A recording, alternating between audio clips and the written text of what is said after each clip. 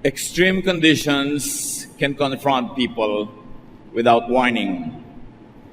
Kuminsan nakakaranas tayo ng mga sagad na mga saya at kuminsan sagad na lungkot. People can get through extreme pleasure or pain, extreme comfort or suffering. How do we deal with life's extremes? And how can we apply the glory, the power of God to extremes that happen in our lives? Father, we thank you that we can ponder your word and seek guidance from you so that we may not only survive but also prevail in times of extreme experiences. Turuan niyo po kami, Panginoon, na unawain, harapin ang mga karanasan sa buhay ng mga sagad. Sagad sa taas o baba, sagad sa hirap o sa ginhawa. Na sa lahat ng ito, makita namin ang iyong kamay na gumagabay sa amin. Teach us, Father, to obey in your footsteps as we go through extreme experiences and all those in between. Sa sandaling ito, payapain niyo po aming puso. Kausapin niyo po kami, Panginoon, at nawangin yung mga pangungusap maging pagkain ng aming spirito, lakas ng aming loob, liwanag sa aming daraanan. We ask that you speak to us in simple terms, enable us to capture the essence of your wisdom so we may apply this in daily life. Lead us, Father, as we ponder life's extremes. We ask you in the name of our teacher and Lord, in the name of Jesus, your Son, our Savior. Extremes. Nakakaranas tayo niyan. At kung hindi pa, makakaranas. Darating at darating. Ecclesiastes 3:1-8. The words of the wise King Solomon. Everything on earth has its own time and its own season. There is a time for birth and death, planting and reaping, for killing and healing, destroying and building, for crying and laughing, weeping and dancing, for throwing stones and gathering stones, embracing and parting. There is a time for finding and losing, keeping and giving, for tearing and sowing, listening and speaking. There's also time for love and hate, for war and peace. Coming from the pen of the wisest man that ever walked the face of the planet, there is so much lesson from Solomon's teaching about time. That life is made up of extremes and everything else in between. Hindi naman tayo laging nasa extreme, may gitna. Madalas, nasa gitna, nasa pagitan ng mga extremes. At any given time, you are at some point between extremes or in extreme points themselves. And it's very clear that everything has its time. Ang pagdaan ng panahon ay parang nakasakay ka sa mga kamay ng orasan. Hindi pwedeng bumaba, dadaan sa dapat daanan, mararanasan ang dapat danasin. There is time for everything. Ecclesiastes 3:9-11. What do we gain by all our hard work? I have seen what difficult things God demands of us. God makes everything happen at the right time. Yet none of us can ever fully understand all He has done. And He puts questions in our minds about the past and the future. It takes a lot of reflection to be able to arrive at these observations. Kailangan mahaba na ang naging buhay mo, hindi ka masyadong bata pa. Kailangan marami ka na ring buhay na nakita, napanood, sinuri, para masabi mo na wala namang katuturan ang maraming ginagawa ng tao, pero hindi mo naman maiwasang hindi gawin. Mahirap daw. ang itinilagang buhay sa atin ng Diyos. May mga ginagawa siya sa tamang oras sa kanyang itinakda, pero hindi naman natin lagi naintindihan lahat.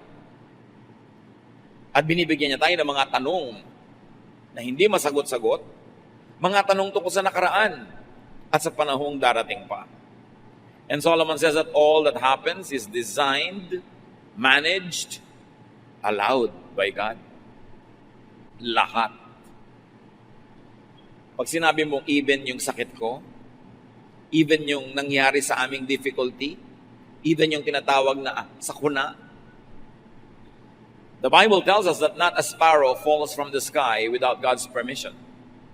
That even the number of our hairs are counted by God. Alam niya. Nothing can happen without God's consent. Pag sinabing consent, anong kahulugan? It is usually by normal design. It's not usually personal or specific or isolated. Meaning, lumubog sa baha ang bahay nyo kasi nasa baha area kayo, nasa mababang lugar. Matagal na nakadesenyo na yung mababang lugar pupuntahan ng tubig. Hindi sinadya ng Diyos isang araw na isipin niyang lunurin ka o ilubog ang bahay mo o masira ang mga ari-arian mo. Kasi may bahay ka sa mababang lugar. Umulan ng malakas, bumaha, matagal na yung law of gravity, matagal na yung law of water cycles, matagal na yung law of the power of water. So, nagkataon na lumagay ka sa isang lugar na babahain. Hindi nakabuti sa'yo. Pero kung katulad ka ng Egypt noong unang panahon na yumayaman yung kanyang mga bukid dahil sa taon-taong pagbaha, nakakabuti sa'yo ang baha. Dahil dinadala ng baha yung mayayamang lupa at na-fertilize yung mga bukid ng Egypt. Lumindol, gumuho ang bahay mo, kasi konkreto. Matagal nang dinetermine ng batas ng kalikasan, ang konkreto ay maaaring gumuho. Dahil pinagpapatong-patong lang yan at dinidikit-dikit ng semento. Kung ang bahay mo ba naman ay kubo, hindi pwedeng gumuho yun kahit anong lindol. Pero yung kasi ang bahay mo nung oras ng lindol, nangyari sa'yo. Nagkaroon ka ng sakit sa baga, kasi naman nandun ka sa lugar na may manghahawa sa'yo, sa oras na nakakahawa siya at natanggap mo yun, meron kanyan. Ang ibig natin sabihin mga kapatid, na normal design at hindi personal and specific, hindi nag-iisip ang Diyos kada minuto kung sinong bibigyan ng sakit, sinong papagalingin, sinong masusunog, sinong hindi masusunog, sinong malulugi, sinong tutubo sa negosyo. Kasi marami ng batas ang kalikasan, marami ng batas ang pakikipagtalastasan ng tao sa mga halaman, sa mga hayop, sa laws of gravity and laws of nature. Kaya nangyayari ang mga nangyayari.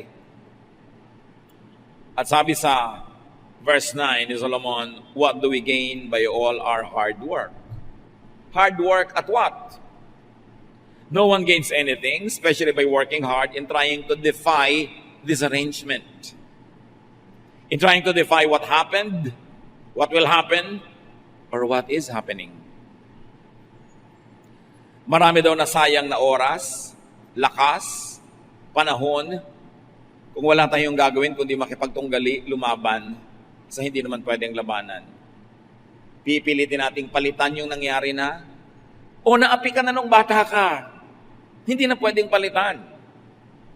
Hindi mo na mapapalitan, pero pwede mong palitan yung attitude mo ngayon. Nalugi na kayo, naubos na yung pera mo, kahit magbangayan kayo mag-asawa, magsisihan, nalugi na kayo, hindi nyo na mapapalitan yung tapos na. Yung iba naman, nag-aalala ko anong darating pa. Parang hindi pa sapat yung mga problema ngayong araw na to, iniisip pa yung mga hindi pa nga dumarating. Samantalang hindi mo naman alam kung paano darating o kung darating nga ba. At kung dumating, anong korte, anong weight, anong shape, anong color, hindi mo naman alam. Kasi sayang ng mga oras sa pakikipagtunggali. Hindi ka pwede makipagtunggali sa kahapon kasi tapos na yon. Hindi ka pwede makipagyera sa darating pa dahil wala pa siya. At ang pwede mo pa lamang na salihan yung ngayon. At ganun pa man, maraming hindi ka rin pwedeng ibahin. May pwedeng maiba. Yung correct participation, when you have the correct preparation and approach and method and tools. But all that don't guarantee that you could change the course of what's happening. So ang sinasabi ni Solomon, you want to be happy, you want to be comfortable, don't work hard to go against times, trends, natural results of events, momentum. Pag meron talaga isang sumisikat, papayaman, hindi mo talaga makontra. So huwag ka na makontra. Kumbaga, sa layag ng kanyang bangka, doon umiihip ang hangin. So siya ang nakakarating kung saan-saan. The trade winds are blowing her direction. What's the point in trying to fight that? Yung mga trend, yung mga sobrang sentimental, laging nakatali sa kahapon, walang gustong gawin kundi i-revive yung tapos na. May iba ng trend eh. Nakakapagod create ng artificial situation just to be able to bring back what is gone. Even trends in clothes and fashion, trends in music, trends in architecture, trends in many kinds of traditions. What is gone is gone. And those who are overly romantic will have quixotic dreams of trying to revive what is dead. Papapagod lang sila lagi. So yung mga sentimental, lagi malungkot, laging pagod, laging pinipilit pa usuhin yung hindi na uso. Of course, there are some things that you have to keep reviving because they give you anchor, because they give you direction. But there are things that you really have to let go kasi tapos na. Tama na yung the good old days, the good old days, the good old days. Tapos na yun. You will only feel miserable when you continue to long for what isn't there. So don't work hard to insist on avoiding what is unavoidable. Katulad halimbawa ng pagtanda. Siyempre tatanda ka. Katulad ng kamatayan. Siyempre naman mamamatay ka. Gusto mo ba namang 2,000 years old ka na? Biodata mo, 2,000 years old. Ano ka? Pyramid? Do not insist on having what cannot be had. Yung pag-ibig, gustong-gusto mo siya, parang ayaw sa'yo eh. Kaya lubayan mo siya. Tanggapin mo kung anong meron ka. Make do with what is there and available. Don't look before and after and pine for what is not. Sabi nga ni Percy Shelley. Hindi lagi ang hinahanap ay wala. Pagka nasa malamig na country, ang lamig naman. Gusto mainit. Pag nasa mainit na country, ang init naman, gusto malamig. Hindi ka nasasaya kahit kailan. Pag hindi ka marunong sumakay, dun sa kung ano yung nandun. Naku, kung mayaman lang tayo, hindi ka nga mayaman, kaya tigilan mo. Pag yaman mo na, tsaka mo isipin yung mga iniisip mo. Ang asikasuhin mo ngayon, yung karalitaan mo. Baka mapagod sa'yo, layasan ka, yumaman ka. Don't insist on stopping what is unstoppable. Kung minsan may mga tao na unstoppable sa karir nila, haharangan mo, masasagasaan ka lang. Even Chinese military people say, do not resist momentum. You will only suffer. Don't insist on doing what is undoable at the time. Ano yung mga undoable at the time? Don't insist on fighting what cannot be fought. Being born and dying. Tulad ng nabasa na natin. Yung ipapanganak, hayaan mong ipanganak. Kay tao yon, kay pusa, kay ideya. Huwag mo nang pigilin, ipapanganak talaga yon. Even ideas. At yung mamamatay na, payagan mo namang mamatay. Kasi, nakashare na siya sa buhay. Kaya yung mamamatay na yon ay halaman, matanda na eh. O pet, o isang pangarap, isang tradisyon, isang uso, panapanahon. At kumisan masakit man kahit tao. Kung talagang nakatakda na, luwagan mo ang kalooban mo at pakawalan. May mga hindi dapat labanan yung panahon ng planting and harvesting. Para madalian ka sa buhay, magtanim ka kung planting season. Kakampi mo yung nature, kakampi mo yung ulan, kakampi mo lahat. At panahon ng harvest, mag-harvest ka, huwag later. Alam niyo ang mga farmers, they harvest at the right time lalo palay. Kasi pag hindi ka nag-harvest ngayon, nag-harvest na yung mga katabi mo, lahat ng daga ng bukid lilipat sa field mo kasi sa'yo na lang may natira. Ubus ng daga ang iyong harvest. Kaya pag may nag-harvest, sabay-sabay. Kasi harvest time. Pag may nag-plant, sabay-sabay. Kasi doon tama yung panahon, tama yung klima. May panahon. Ikakasal ka, gusto mo garden wedding, huwag June o July or even August kasi tag-ulan. Pag may magpapakasal, pilit, June, tapos garden wedding, tapos when pastor, ipag-pray niyo pong huwag umulan, hindi ko ipinagpe-pray. Kasi tag-ulan yun ang gusto ng Diyos, mag-uulan, ba't lalabanan mo yung Diyos? Tapos lalo na kung bukas na yung kasal, umuulan pa rin. Tapos mamayang gabi na yung kasal, tanghali na, umuulan pa rin, pagod na pagod lahat kada dasal. Nag-schedule ka ng June, pasensya ka. Ba't mo nilalabanan yung hindi mo dapat labanan? So ilagay mo yung kasal mo, Disyembre, Enero, kung gusto mo na garden, mas malaki yung chance. O kaya, ang gawin mong trahe de boda, kapote. Nakapayong kayo lahat, nakabota, di umulan, hindi, okay lang. Pero lalaban ka. May panahon ng killing daw or healing. Like killing germs. Siyempre, dapat pinapatay mo yan, di ba? May panahon din killing your own desires. Kasi wala sa lugar, wala sa panahon. May panahon din ng pagpapagaling. Times for destroying and building. Hindi na pwede, condemned na, it is to be destroyed. You have to build again. Be that a material thing or an idea. There's a time for crying or laughing. Pagka nakakaiyak, di umiyak ka. Ang hirap-hirap nung namatayan, ayaw umiyak dahil Christian. May ganun ba? Kasi ina-expect pag Christian, hindi umiiyak. Parang hindi yata realistic yun.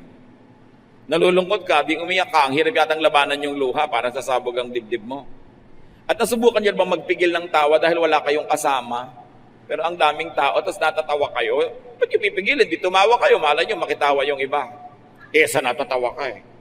Huwag mo lang sobrang lakasan, baka ipadala ka sa Mandaluyong. There's a time for weeping, for dancing, for throwing and gathering stones, for embracing, may mga tamang oras yan, and parting. Hindi yung kailan tamang-tamang mang embrace, pinipigil mo yung sarili mo. Tapos kung kailan naghihiwalay, doon mo rin pinipigil ang sarili mo.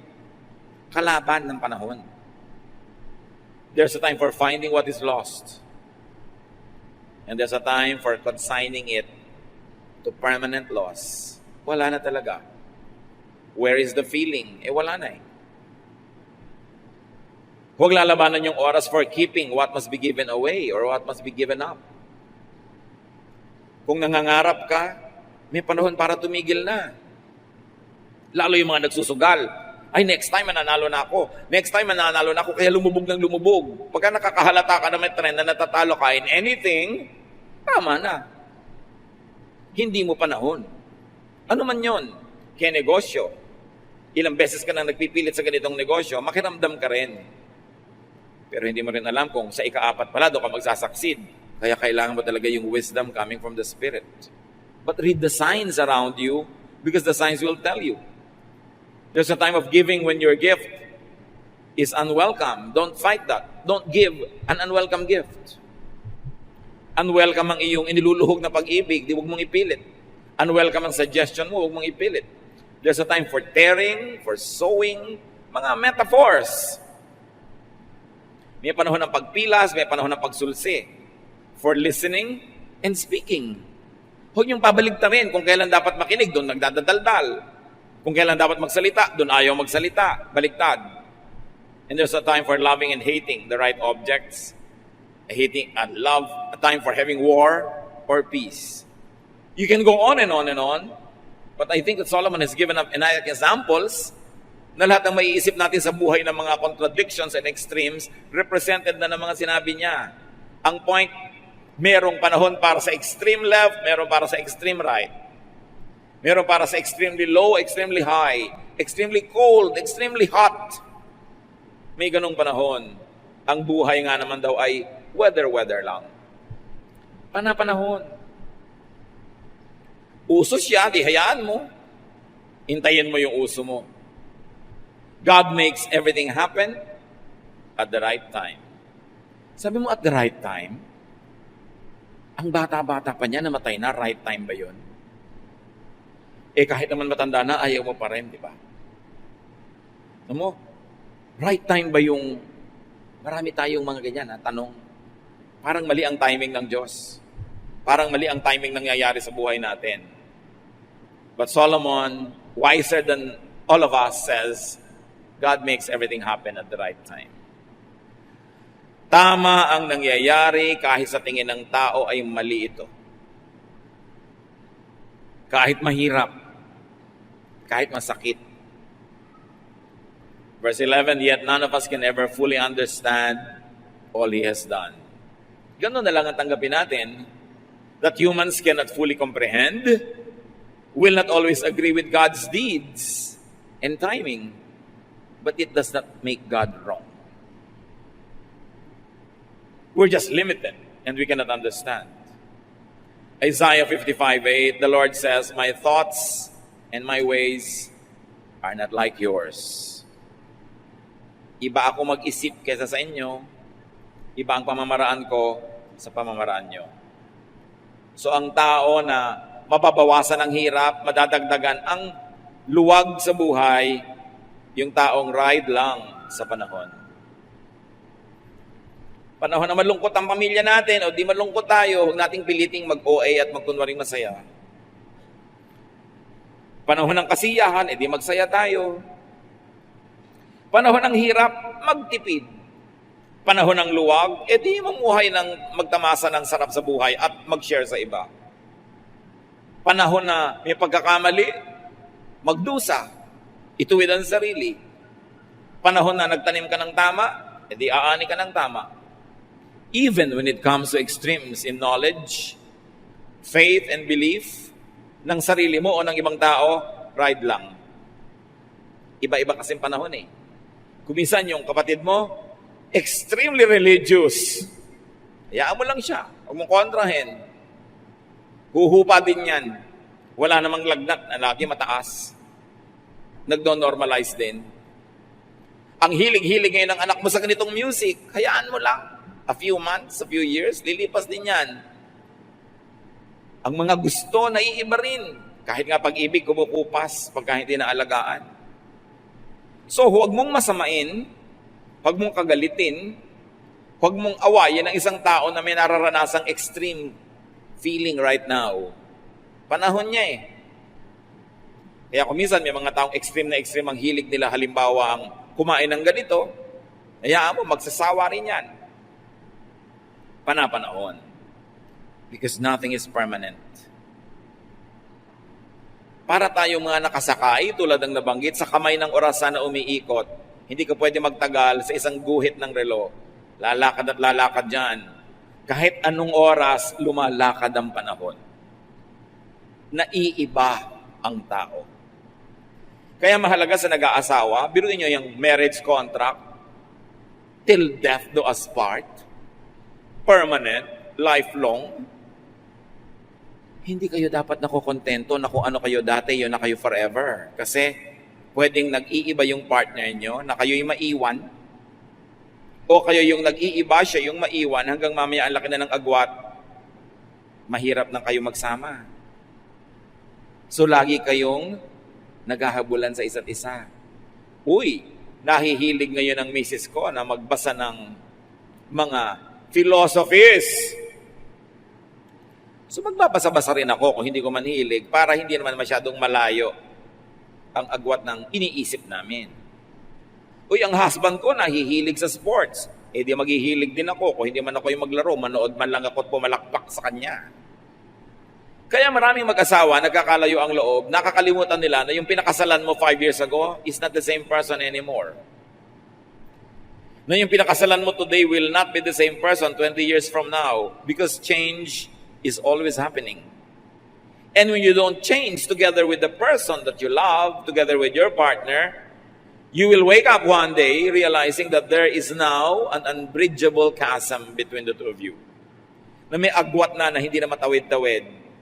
Magkasama na lang yung katawan nyo sa iisang bubong, pero magkalayo na ang inyong isip, at dahil doon, magkalayo na ang inyong puso. May pananagutan ng pag-aasawa. You keep abreast with your partner. Kung ang bilis mo, medyo magbagal ka, hintayin mo siya. Ang bagal mo, magbilis-bilis ka para magsabay kayo, hindi man eksakto, pero hindi malayo. Napapalitan. Tulad ng masyadong mga hot na hot sa pagiging Christian nila, ng mga bagong Christians. Talagang gusto makipagdebate sa lahat ng debate, gusto talaga iligtas ang lahat ng tao sa planeta. Panahon. And then humuhupa-hupa rin, nagno-normalize. Kung nangyayari sa kapwa nyo, lalo sa mahal nyo sa buhay na nasa extreme ngayon, sakyan nyo lang. Huwag nyong banggain kasi may momentum, may energy. Mapapagod kayo pareho, baka ang maging ending pa, magkasira kayo. Basta hindi masama yung extreme niya, hindi yun magtatagal. Bisan habang pinipigil mo pa nga, lalo pang manggigigil yan. So pagbibigyan yung isa't isa, naiiba-iba ang hilig. Naiiba-iba dahil naglalayag ang kaalaman, ang awareness from point A to point B. Pagdating sa point B, lilipat naman yun sa point C. Walang katapusang lipat yan. And it's exciting. It makes people more interesting. You don't meet a cousin for 2 or 3 years and afterwards na-realize mong, wow, may naitayo pala siyang monumento. May kinarve pala siya na sculpture.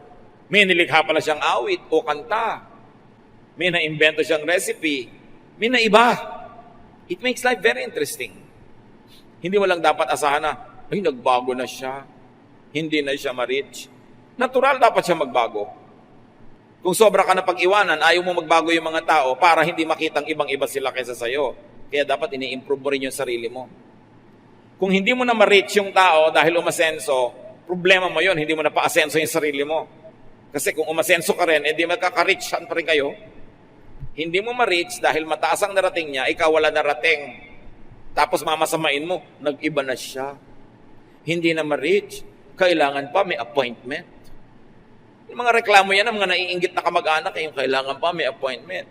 Pero pwede mo sabihin, wow, big time na talaga yung pinsan natin, kailangan makipag-appointment tayo kasi ang dami niyang makahalagang ginagawa, hindi pwedeng masakalad ka rin.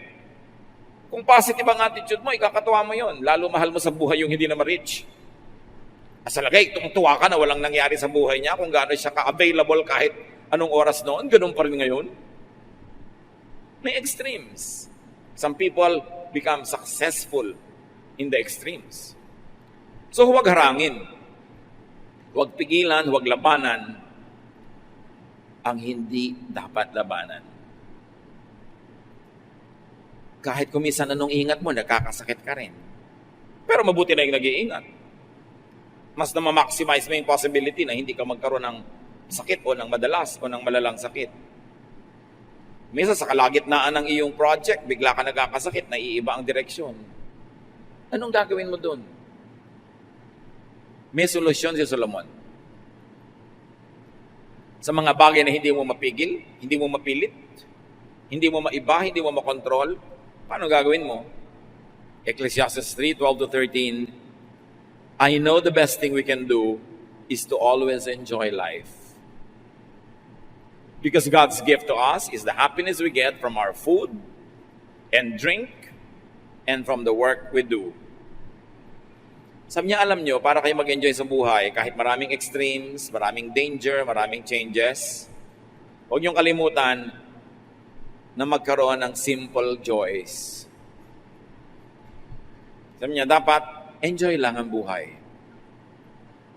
Kasi basic naman na meron kang food and drink. Kasi kung wala, di namatay ka na, di wala ka ng problema kung patay ka na. But lagi kang may food and drink at lagi kang may ginagawa. Kahit pag ako minsan, yung dalawang paa mo hindi makalakad, may magagawa pa rin yung kamay mo, may nagagawa ka lagi. Sabi ni Solomon, etong sikreto, to protect yourself, to insulate yourself from extremes. To protect yourself from dreams not happening, from expectations not being met, to protect yourself from the impatience in waiting for the big break. Sabi niya, enjoyin nyo yung pinaka-simple things. Enjoy eating, enjoy drinking, and enjoy whatever you do. Kaya sabi sa New Testament, whatever your hands find to do, do it as unto the Lord. Pag may ginagawa ka, enjoyin mo. Ano man yun. Kahit taga-abot ka ng ticket sa toll gate, kahit merong nawawala ng preno, ang laki-laking truck na patungo sa'yo, sabi mo, Diyos ko, alam kong ipoprotect niyo ako. Kaya nga maraming harang-harang doon dahil lagi silang pinupuntahan ng truck, di ba? Tapos abot ka ng abot, humahaba na yung kanan mong kamay. Diyos ko, pwede ko nang abutin ng prutas sa aming bakuran. There is always something good in whatever is happening. Pero kung magrereklamo ka sa ginagawa mo, hindi naman pwede, hindi ka magtrabaho, tapos hine-hate mo yung trabaho mo, nagagalit ka every minute, hindi ikaw ang lugi. Meron akong kilala, nagtrabaho sa Middle East, inip na inip, especially nung first 2 weeks. Yan ang pinakamahirap, first 2 weeks. Nasa opisina siya, wala naman masyadong ginagawa, mabuti sana kung busy. Alam niyo yung ginawa niyang libangan? Pinapanood niya yung relo. Kinompute niya kung magkano niya sweldo a month. At nai-assign niya kung magkano kita niya per minute. Pagpalaki mo, $1 per minute. Tuwing nakaka 1 minute niya, $1. Nakaka $2. Napalipas siya maghapon ng uy, gumadami pera ko. Umiimbento ka ng saya. Yun siguro ang gustong sabihin ni Solomon, umimbento ka ng saya with whatever little thing you have. At ang naging metaphor niya, talinghaga, food and drink. Dahil lagi namang may food and drink kasi nga kung wala nun, hindi patay ka na. So enjoyin mo kung ano yung nandun. Enjoyin mo kung anong trabaho mo. Make the most of what time gives and what time allows. May sakit ka, kailangan mo magpagaling ng 1 buwan sa ospital o sa kama. Magrereklamo ka, edi lumungkot ka lalo. Pwede ka mag-isip ngayon ng ano ba may enjoy ko habang nakahiga rito? Anong pwede kong gawing aliwan? Anong pwede kong gawing project? Alam ko na. Ipagpe-pray ko lahat ng naging classmate ko mula nung kindergarten. Iisa-isahin ko mga pangalan nila. O di siguro bago mo maubos yung galing ka na. Kung ipagpe-pray mo pa lahat ng kamag-anak mo. That's the least you can do. Be still and pray. And even that is worship. Even that is ministry. Kung yung kamay mo, pwede pa mag-drawing. Nakakapag-computer ka pa, makakapag-Facebook ka pa halimbawa. Pwede ka mag-text. Ang daming nagagawa ng tao. Bakit magre-reklamo kang ang hirap ng kalagayan? Nakita niyo yung mga nakakulong sa mga bilibid, sa dami ng oras nila, nakakagawa ng barko sa loob ng bote. Magagawa niyo ba yan kung malaya kayo? No. So, hahanap ka. Dapat gumawa ka ng paraan para ka sumaya. Pag malungkot ka ng 1 oras, 2 oras, baka hindi mo kasalanan. Pero pag 1 linggo na yan, may pananagutan ka na.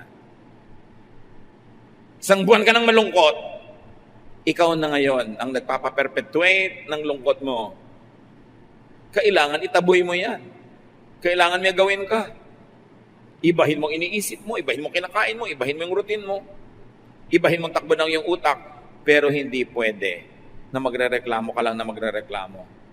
Sayang ang panahon. Sayang ang oras. So find enjoyable work when you can. Or when you cannot choose your work, find enjoyment at work. Isa lang yan, umimbento ka ng saya. Saan ka man naroon? Enjoy the seasons. Kung nasa bansa ka na 4 seasons, huwag ka magreklamo. Ay, pollen time na naman, magkaka-allergy na naman ako. Find a reason to enjoy the season. Kasi hindi mo naman kayang palitan. Pwede ka namang tanungin, papalitan mo ba yung weather? Kaya mo? Hindi. Di palitan mo lang yung attitude mo. Bakit ka makikipaglaban sa hindi mo kaya? Enjoy the climate. Enjoy the weather. When you anchor your happiness on the weather, kawawa ka. Kasi paiba-iba yun. Kaya ano man ang mangyari, maghanap ka ng ikakasaya. Kahit kuminsan extreme, kuminsan ipinaglalaban mo halimbawa, mahal sa buhay na nag-aagaw buhay, nasa ospital, ang tagal-tagal ng gamutan. Hindi naman sa pagiging makasarili, pero pag kinuha na siya ng Panginoon, ang totoo nun, ginahawa mo na rin yun. Ginawa mo lahat ng magagawa mo para siya ipagamot, alagaan. Anong kinuha na, maluwag mong ibigay at ipagpasalamat mo na rin sa Panginoon. Don't feel guilty na, Lord, salamat din po kasi may kasama na rin pahinga, hindi lang para sa Kanya, para rin sa amin. Hindi mo naman siya ipagtutulakang mamatay para makapagpahinga ka, no? Pero ginawa mo na yung magagawa mo, tapos ang naging ending pa rin, binawian siya ng buhay, huwag mo nang labanan yun. Ang totoo, mababawian din naman siya ng buhay. Kung hindi ngayon, baka next year, baka 10 years from now, darating din yun. Kung dumating na, ano pang mapapalamon na labanan yun? May mga tao nagtatampo pa sa Diyos, nagagalit sa Diyos, dahil daw yung nanay niya namatay. Kailan naman hindi ka magtatampo? Pag 150 years old na yung nanay mo, hindi ka na siguro magtatampo. Pero gusto ba niya yun? Kaya ba niya yun? So, ang sinasabi ng Ecclesiastes 3:14, everything God has done will last forever. Nothing He does can ever be changed. God has done this so that we will worship Him. Yung palang mga hindi natin maunawa, hindi natin makontrol, hindi natin makaya, ang dapat ending, worship. Lord, I don't understand you. I won't be angry. I will worship you. It gives me more reason to worship you because you're really above me. I cannot understand you. I cannot change what you want. I cannot undo what you have done. So what will I do? I will worship you. I will submit to your power and majesty instead of fight you because nothing will happen if I ever tried. God acts, we react. Up to a point, we act and God can react. But most of the time, really, we react. Because whatever action God would like to do, He has already set before we were born. It is pointless to contend with God. Huwag ka na magalit sa Diyos, sa anatomy mo, kung paano ka isinilang, sa naging mga karanasan mo. Isaiah 45, 9-15, the Lord said, Israel, you have no right to argue with your Creator. You are merely a clay pot shaped by a potter. The clay doesn't ask, why did you make me this way? Where are the handles? Children don't have the right to demand of their parents. What have you done to make us what we are? Yan mga tanong. Alam nyo, ako lumikha, kayo nilikha, huwag kayo magreklamo. Marami kong inihandang kasiyahan para sa inyo dahil mahal ko kayo, hindi ko kayo nilikha para pahirapan. Kung nahihirapan kayo at hindi nyo naiintindihan ang ganda nun at beauty nun, tanggapin nyo na lang. At patuloy kayong sumamba, yun ang nalalabing pwede nyong gawin. Worship na lang, imbes magreklamo. Tanggapin ang dapat tanggapin. Ecclesiastes 3:15, everything that happens has happened before, and all that will be as has already been. God does everything over and over again. Di ba lahat cycles? Water cycle, paulit-ulit lang yung tubig, pabalik-balik. Yung kinain mong papaya, naging bahagi ng katawan mo, tapos naagnas ka later, naging lupa uli, sinipsip uli ng bayabas naman, naging bayabas siya. Pabalik-balik ang lahat. Everything is cyclical. Kaya kung gustong sumaya, learn from the rhythms of life. Walang bago. Sabi rin ng Ecclesiastes, there is nothing new under the sun. What is now has been and will be again. There is nothing new. So makibagay ka na lang sa panahon. Kung tag-ulan, huwag ka magreklamo, matatapos din yan. Kung tag-init, matatapos din yan. Makiuso na lang. Basta hindi sa masama. Huwag laging labanan kung ano yung uso.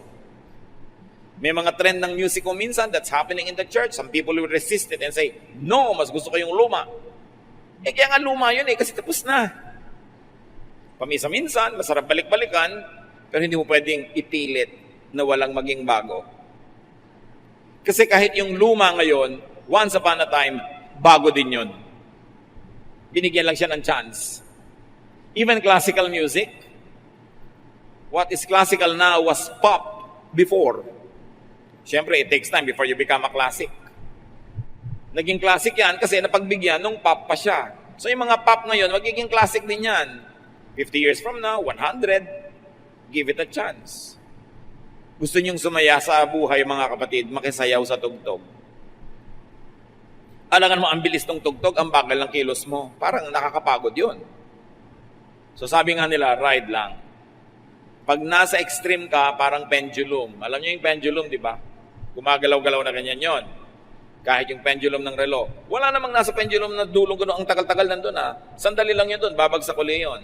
Pag-pendulum uli, babagsak uli. Ganon din yung saya, lungkot. Ganon yung pangungulila at pagiging amused and entertained. Ganon yung pagiging mahirap, pagiging mayaman, malusog, may sakit ka. Pabalik-balik lang lahat ang buhay. So kung nasang ka, huwag kang magreklamo. Humanap ka na ikasasaya dun kung nasang ka ngayon. Sa susunod na estasyon pa sa buhay, doon ka uli humanap, doon ka uli humanap. And before you know it, humarap ka na sa Diyos. Natapos na yung hiniram nating buhay na ito, naging makaduturan, naging enjoyable. Nagpa-enjoy ka ng kapwa, nag-enjoy ka rin, nagawa mo ang mission mo, hindi yung inubos mo ang lakas mo para reklamo, kalalaban sa mga hindi mo naman kayang panalunan. Just survive extreme times. Kaya pag may nagtatanong sa akin, sa Facebook man, napaka-extreme po ng nararanasan ko ngayon na lungkot. Nandito ako sa Saudi Arabia, etc., etc. What will I do? And I always say, just survive it. Aliwin mo, libangin mo ang sarili mo, lilipas din yan. Gustong-gusto ko na po umuwi sa Pilipinas, 2 buwan lang yan. Pagkatapos makaka-adjust ka na. Lampasan mo lang. Iniwan po ako ng boyfriend ko, parang mabibiyak ang ulo ko. Hindi mabibiyak yan, matibay yan. Para pong pinupunit ang puso ko, OA mo, hindi ang papel. Lilipas din yan. At pag natauhan ka na, magpapasalamat ka pa nga, ipagdiriwang mo yung araw na ito na iniwan ka niya, pag natauhan ka na. Namimiss mo lang naman dahil in love ka pa. Pag nawala na yung love mo na yan, maglang makikita mo lahat yung mga kapintasan niya at magpapasalamat ka pa. Yung mga ililibing ang asawa, isama mo na ako, isama mo na ako. Sige, sama ka. Di naman tatalon sa hukay. Sabi mo, huwag ka mag-inarte. Gagraduate ka rin dyan. Wala pang 6 na buwan, may boyfriend na, ang byuda. People recover. We are fearfully and wonderfully made. God wired us to survive. Huwag kayong magpapatalo. Hirap na po ako sa pag-aaral ko dahil nag-working student ako, wala akong ibili ng gamit. Huwag kang bumigay, ituloy mo lang yan, matatapos din yan. Walang hirap na permanent. Hirap na hirap ako sa kalagayan ko. Lahat ng nakita ko na naging matagumpay, dumaan sa sobrang hirap. At lumampas. Ano ang paghihirap nyo ngayon? Huwag lang kayong bumigay. Huwag kayong tatalon sa tulay. Huwag kayong maglalaslas ng pulso. Huwag kayong iinom ng insecticide. Sayang ang insecticide. Maraming lamok ngayon. Pangkanila yan. Huwag kayong kakain ng fertilizer dahil hindi naman kayo palay. Survive. Kahit ang survival niyo mga kapatid, 1 oras lang. Lungkot na lungkot ako, parang hindi ko na kaya. Mag-survive ka lang ng 1 hour. After 1 hour, ang dami nang nagbago sa katawan mo. Yung kinain mo kanina, natunaw na. Diba? Yung blood pressure mo, maiiba. Heartbeat mo, maiiba. At yung dilim ng gabi, nagbubukang liwayway na, nag-uumaga na, maiibang mood mo. Napapansin nyo ba na napaka-sentimental nyo between 2 a.m. to 4 a.m.? So itulog nyo. Pag di kayo makatulog, libangin nyo sarili nyo dahil pag 5:30 na, wala na yung lungkot. Promise. Just survive the night. Whatever it takes. Just don't sell your soul to entertain yourself. Just survive. I hope wala sa atin ngayon dumarating sa napaka-extreme na parang bibigay na kayo, di nyo na kaya. Lalampas din yan. Lagi nyo sabihin sa sarili nyo, this too will pass. Because nothing is permanent. And God is with me all the time. Pinayagan niya ng Diyos, nangyayari yan, alam niya ang nangyayari. When you cannot sleep, as we always say, instead of counting sheep, talk to the shepherd. Fill your heart with songs of gladness instead of sadness. Lift yourself up from a dark place, go to a lighted place. Literally, pag dumadami yung ilaw, sumasaya ka dyan. May nadidinig kang tunog, mga boses, nakakapagpasaya yan, palitan mo ang situation mo. Basta huwag kang bibigay. Kasi may bukas.